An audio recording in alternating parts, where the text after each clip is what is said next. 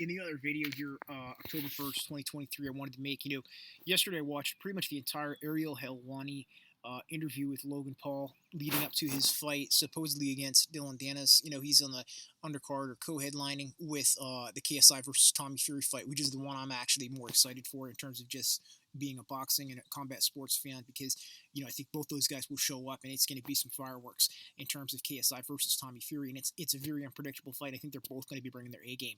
But watching Ariel Helwani's interview with Logan Paul, I feel like so many of us, just the general population have a lot invested in Logan at this point and in Jake too, but in Logan. And for me, I think it was a little bit of a disappointment even for him to go into WWE.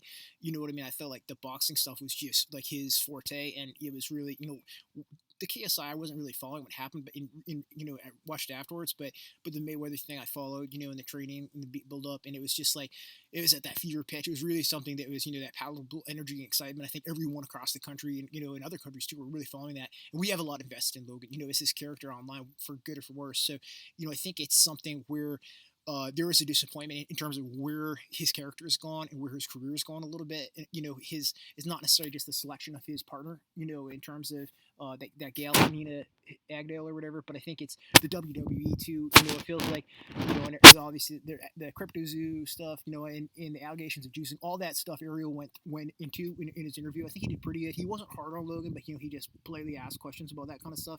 So, I think it's going to be interesting to see if Dillon does show up, and that's the big question that hung over that interview the entire time. But I do think, there is double speak issues that Logan's running into.